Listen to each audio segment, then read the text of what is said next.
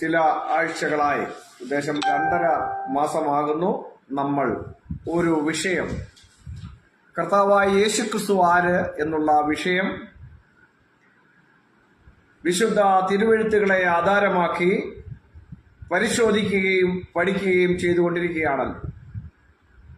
ഇന്ന് നമ്മൾ എത്തി നിൽക്കുന്നത് അതിൻ്റെ 10ാമത്തെ ഭാഗത്താണ്, പാർട്ട് നമ്പർ 10. ഈ കഴിഞ്ഞ ദിനങ്ങളിലൊക്കെയും നമ്മൾ വിശുദ്ധ തിരുവെഴുത്തുകളെ പരിശോധിക്കുകയും പഠിക്കുകയും ചെയ്തുകൊണ്ടിരുന്ന,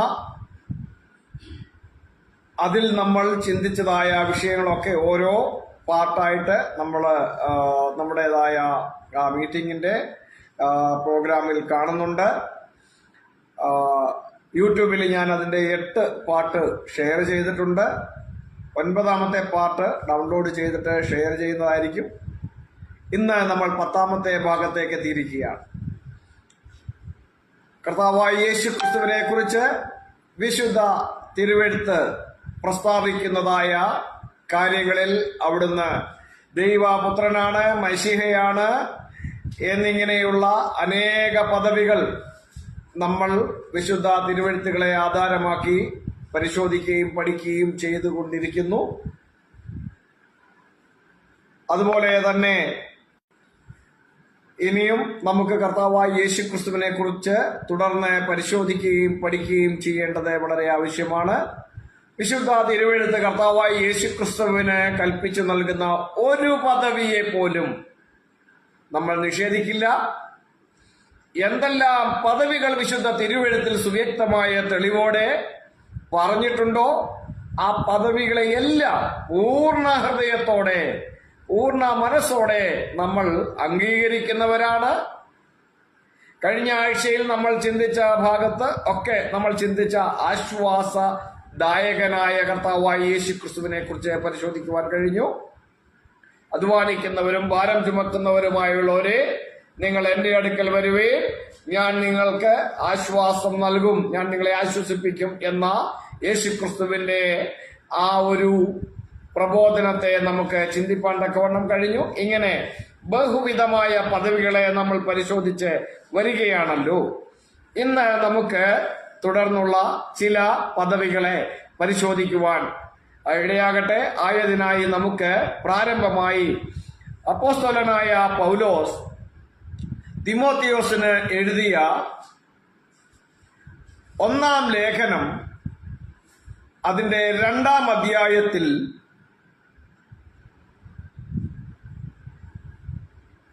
പറയുന്ന പരാമർശമുണ്ട്.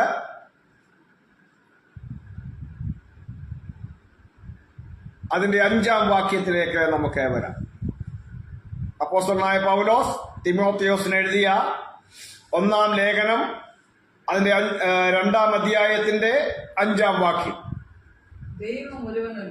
ദൈവം ഒരുവനല്ലോ, ദൈവത്തിനും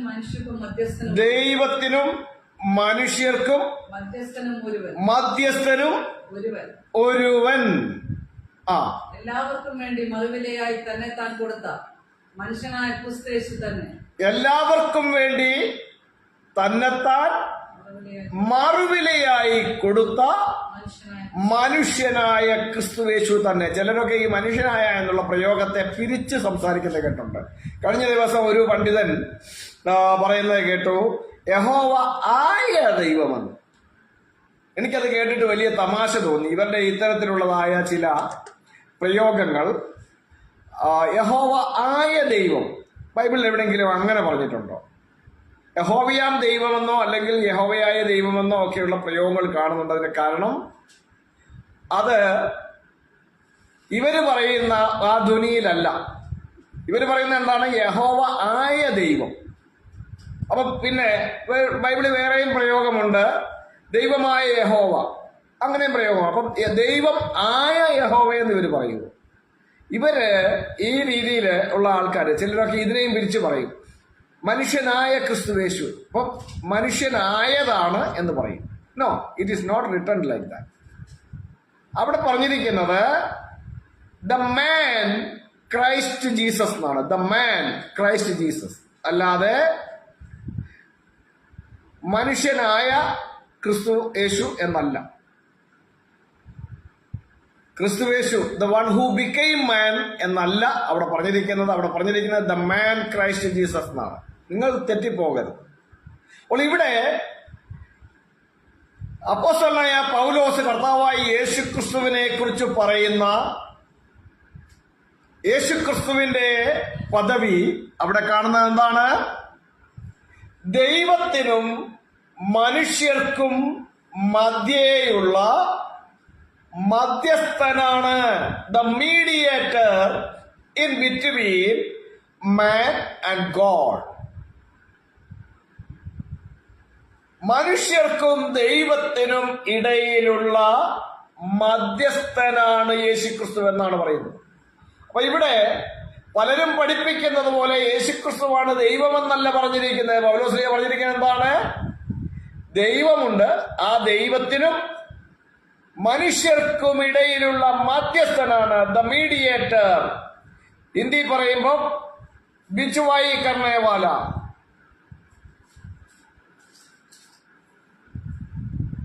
mediator in between man and God. ഇതിനെ ഉറപ്പിച്ചുകൊണ്ട് പൗലോസ് ലീഗ പറയുന്ന ഒരു വചനഭാഗം കൂടി നമുക്ക് അതിനോട് ചേർത്ത് പരിശോധിക്കാം. റോമാലേഖനം 8-ാം അധ്യായം അതിന്റെ 34-ാം വാക്യം. അതുകൂടി ചേർത്ത് പരിശോധിക്കുമ്പോൾ നമുക്ക് ഈ കാര്യത്തിൽ ഒന്നുകൂടി ക്ലാരിറ്റി വരികയാണ്. ഇവിടെ തിമോഥെയോസിന് പൗലോസ് എഴുതുമ്പോൾ പറയുന്നത് ദൈവം ഒരുവൻ സിംഗിൾ പേഴ്സൺ ആണ് ദൈവം എന്നുള്ളത് പൗലോസ് ലീഗ എടുത്തു പ്രസ്താവിക്കുന്നുണ്ട്. ദൈവം സിംഗിൾ പേഴ്സൺ ആണ്, ദൈവം ഒരുവൻ. പൗലോസിന്റെ ഇതര വചനങ്ങൾ അതിനെ ഉറപ്പിച്ചുകൊണ്ട് പറയുന്നുണ്ട്. റോമാലേഖനം 3-ാം അധ്യായത്തിന്റെ 30-ാം വാക്യത്തിൽ ദൈവം ഏകനല്ലോ, സിംഗിൾ പേഴ്സൺ, ഏകം എന്നല്ല ഏകൻ, സിംഗിൾ പേഴ്സൺ, ദൈവം ഏകനല്ലോ. ഗലാത്യ ലേഖനം 3-ാം അധ്യായം 20-ാം വാക്യത്തിൽ പൗലോസ് പറയുന്നുണ്ട് ദൈവമോ ഒരുത്തൻ മാത്രം. അപ്പൊ എത്ര പേരുണ്ട്? ദൈവം ഒരുത്തൻ മാത്രം. ആ ദൈവത്തിനും മനുഷ്യർക്കും ഇടയിലുള്ള മധ്യസ്ഥനാണ് യേശുക്രിസ്തു എന്ന് പൗലോസ് ലീഗ എടുത്തു പറയുകയാണ് ചെയ്യുന്നത്. അപ്പോൾ ഈ യേശുക്രിസ്തുവിന് പൗലോസ് ലീഗ പറയുന്ന വളരെ പ്രാധാന്യമർഹിക്കുന്ന ഒരു പദവിയാണ് he's the mediator in between man and God. മനുഷ്യർക്കും ദൈവത്തിനും ഇടയിലുള്ള മധ്യസ്ഥൻ. ഇനി നമുക്ക് റോമാലേഖനം 8-ാം അധ്യായത്തിന്റെ 34-ാം വാക്യം ഒന്ന് വായിക്കാം. യേശുക്രിസ്തു എവിടെയാ ഇരിക്കുന്നത്, എന്താണ് ചെയ്യുന്നതെന്നൊന്ന് പരിശോധിക്കാം. ക്രിസ്തുവേശു മരിച്ചവൻ, മരിച്ചിട്ട് ഉയർത്തെഴുന്നേറ്റവൻ തന്നെ അവൻ എവിടെ ഇരിക്കുന്നു? ദൈവത്തിന്റെ വലതുഭാഗത്തിരിക്കുന്നു. അപ്പൊ അതിന് ഇടതുവശത്തിരിക്കുന്ന ആരാണ്? ദൈവമാണ്. ദൈവം ഇടതുവശത്തിരിക്കുന്നു, അതിന്റെ വലതുഭാഗത്ത് യേശുക്രിസ്തു ഇരിക്കുന്നു.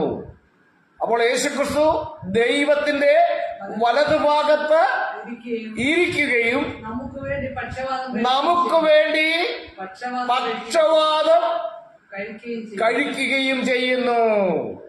മനസ്സിലായോ? നമുക്ക് വേണ്ടി ദൈവത്തോട്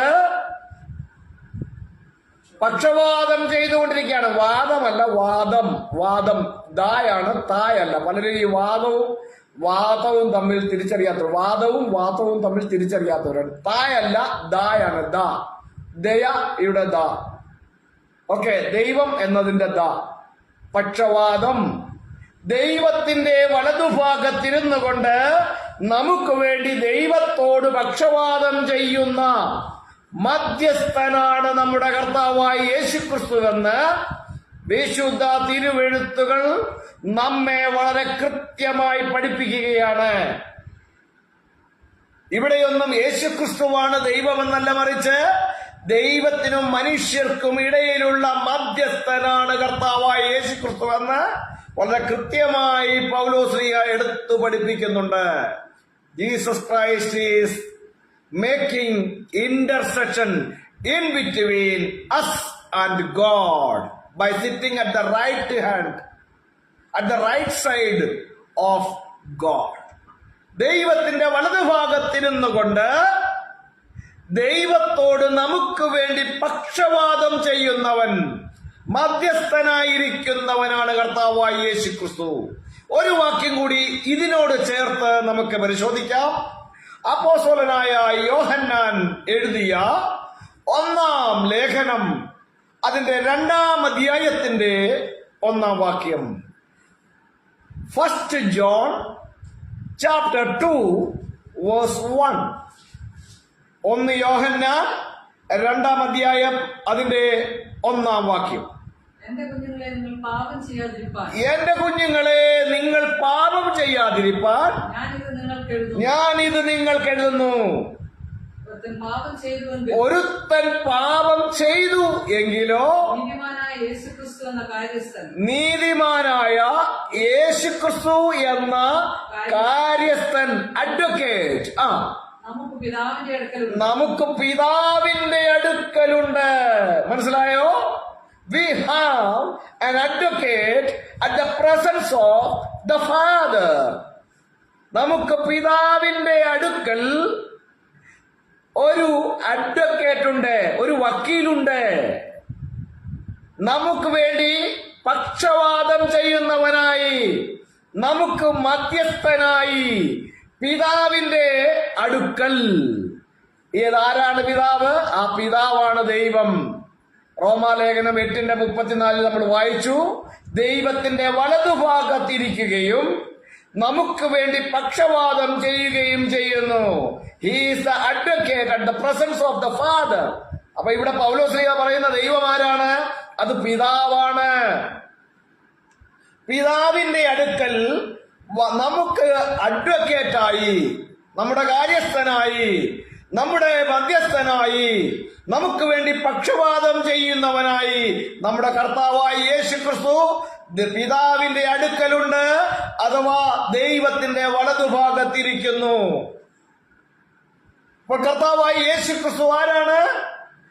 അവൻ നമുക്ക് വേണ്ടി അഡ്വക്കേറ്റാണ്, നമുക്ക് വേണ്ടി മീഡിയേറ്ററാണ്, നമുക്ക് വേണ്ടി ഇന്റർസെഷൻ ചെയ്യുന്നവനാണ്.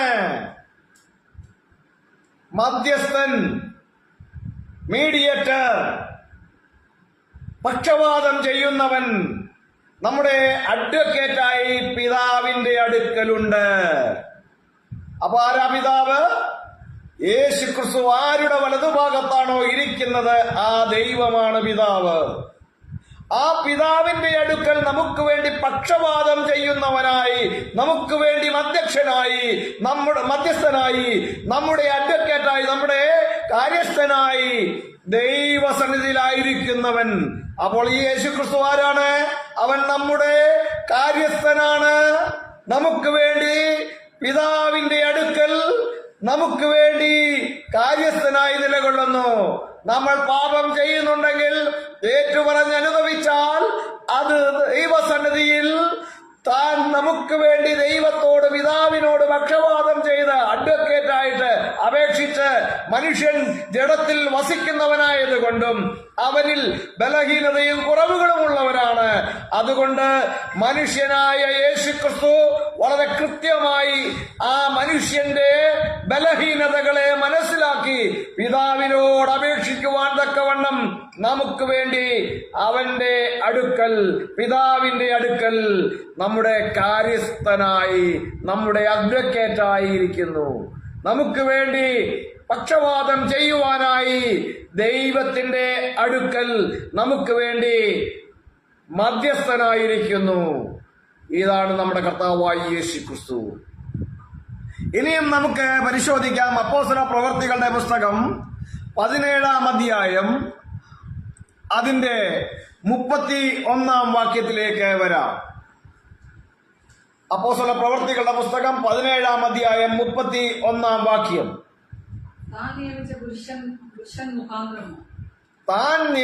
അതിന്റെ മോളിൽ നിന്ന് വായിച്ചേ.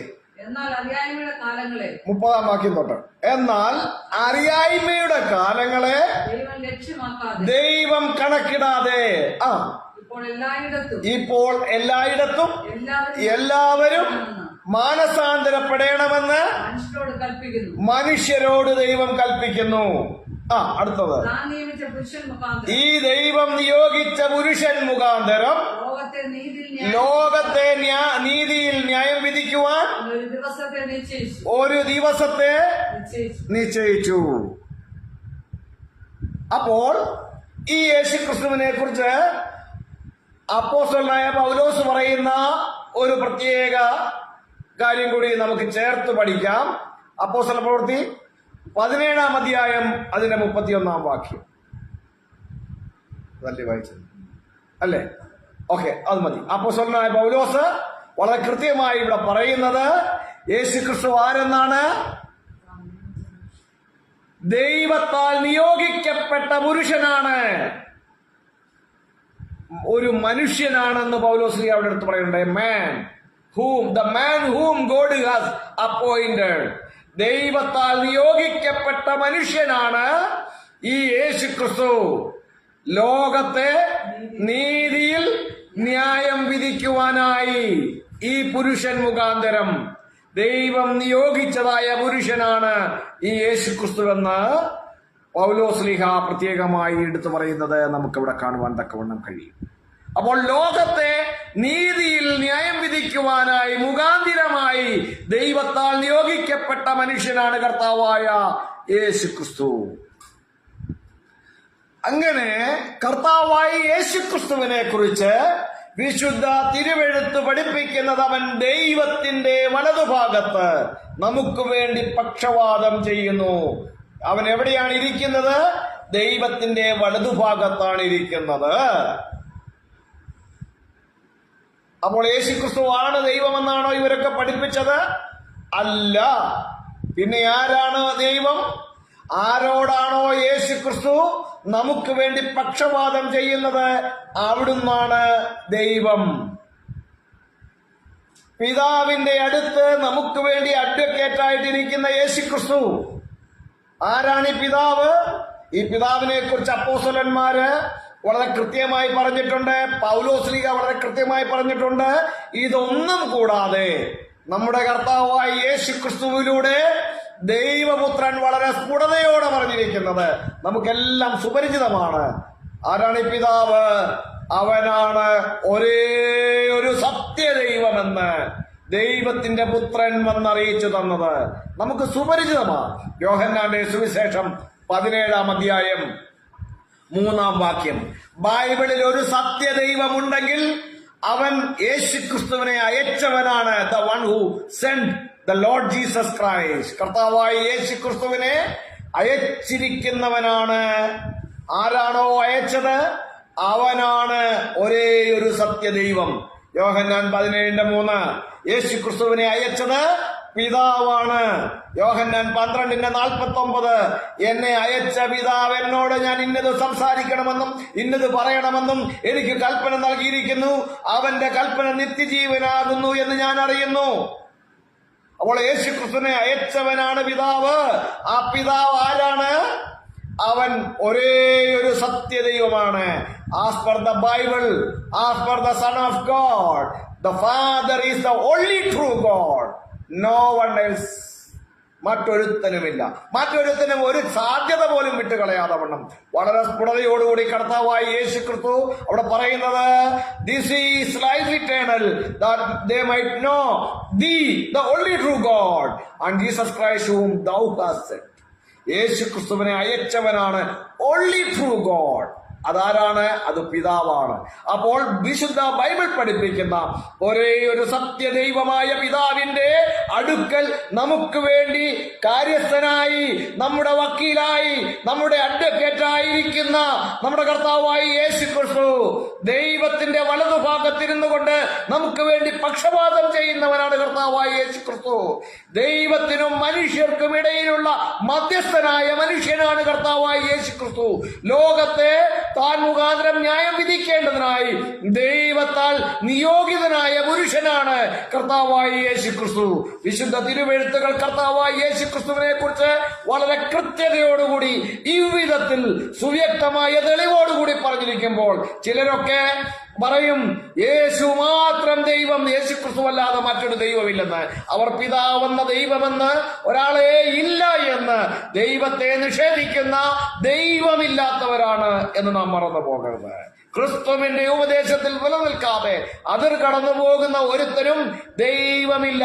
യേശു ക്രിസ്തുവിനെ അയച്ചവനാണ് ഓൺലി ട്രൂ ഗോഡ് എന്ന് വിശുദ്ധ തിരുവെഴുത്ത് പറയുമ്പോൾ അതിന് വിപരീതമായി ഈ പിതാവായ ദൈവം എന്നൊരു ദൈവമേ ഇല്ലെന്ന് നിഷേധിച്ചുകൊണ്ട് യേശു ക്രിസ്തു മാത്രം ദൈവം, യേശു ക്രിസ്തു അല്ലാതെ മറ്റൊരു ദൈവമില്ല എന്ന് പ്രഘോഷിക്കുന്നതായ സമൂഹങ്ങൾ ക്രിസ്തുവിനെ നിഷേധിക്കുന്ന എതിർ ക്രിസ്തുക്കളാണ് എന്നുള്ളതാണ് വസ്തുത. നിങ്ങൾ മറന്നു പോകരുത്. തിരുവെഴുത്തുകളോട് ചേർന്ന് നിന്നുകൊണ്ട് സത്യത്തിന്റെ പരിജ്ഞാനത്തിൽ ക്രിസ്തുവിന്റെ ഉപദേശത്തിൽ നിൽക്കുന്നവരായി നിത്യജീവന്റെ അവകാശികളായി മാറേണ്ടതാണ്. അതാണ് നമ്മുടെ ലക്ഷ്യം. ആയതിനായി നമ്മുടെ ഹൃദയങ്ങളെ വീണ്ടും ദൈവവചനത്തോട് ചേർത്ത് നിർത്തിക്കൊണ്ട് ദൈവത്തിന്റെ ഹിതത്തിനായി ഏകാഗ്രമാക്കാം. നമുക്ക് ദൈവസന്നിധിയിൽ സമർപ്പിക്കാം. യേശുക്രിസ്തുവിനെ കുറിച്ചുള്ള തുടർ പഠനങ്ങൾ ഇനിയും വിശുദ്ധ തിരുവെഴുത്തുകളെ ആധാരമാക്കി നമുക്ക് പഠിക്കേണ്ടതുണ്ട്.